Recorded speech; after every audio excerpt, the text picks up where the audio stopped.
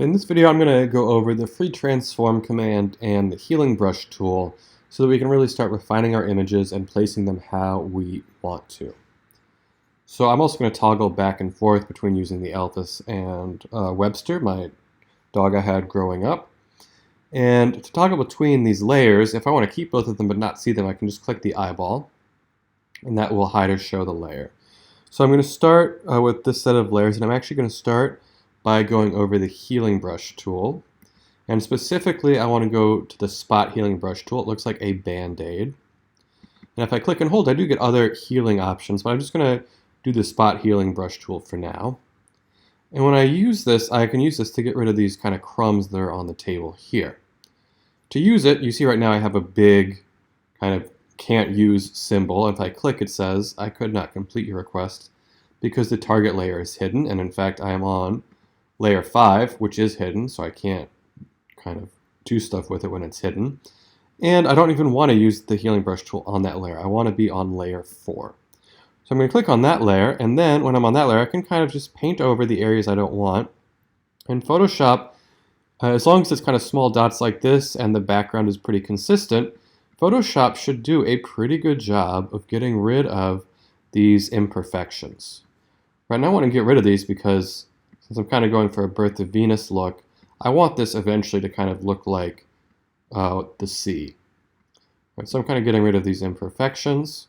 And the larger the area that you paint, the less likely it is to work well. There are other tools that you can use for large areas. We'll go over those later, but this is just for getting rid of small details and kind of touching those out. So once you have the image touched up, it's time to bring these layers back and start making them fit together. And to make the layers fit together, we are going to use the free transform controls. And the way that I like to access these controls is through the edit drop-down menu. About halfway down, we have the option to do free transform or transform. And you can do, with free transform, you can access all of the transform controls. But if you know you want to do just a single one, you can choose them here. Now, for me, I usually choose free transform and then change as I need. But if you knew you wanted to, say, rotate, you could choose rotate. And right now, this would rotate a layer. In fact, don't want to rotate. So I'm going to undo that by pressing Command and Z. And then I'm going to hit the do not do that. Now, the layer I actually wanted to change was layer 2, which is my dog.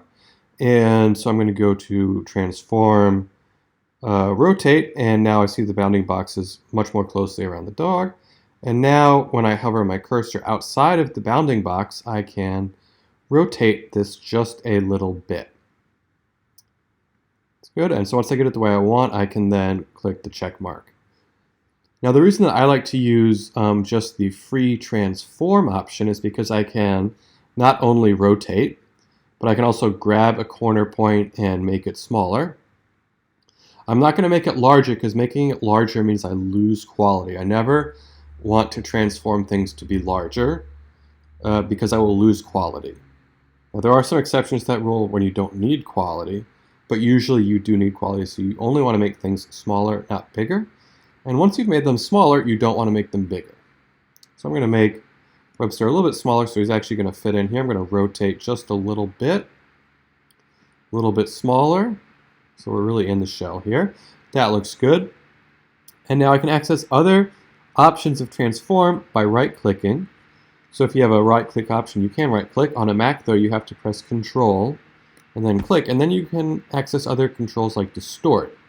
And I like to use Distort because that can kind of change the perspective a little bit. I just want to change the perspective just a little bit to make Webster seem a little bit flatter and kind of more in line with the shell. Once I get it the way I want it, I can hit the check mark, or I can just double click within the bounding box. Your cursor has to be inside of it. So I'm going to double click, and that's great. So now I have Webster where I want it.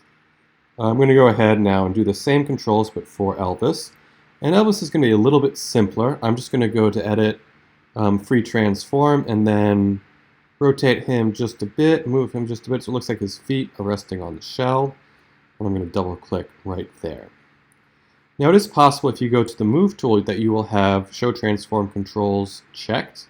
And that's fine, but you won't be able to access all of the free transform commands unless you go to edit and free transform. There are also times when actually these controls get in the way, so I actually like to keep this unchecked. So that is using the free transform and the healing brush to help get your collage in order.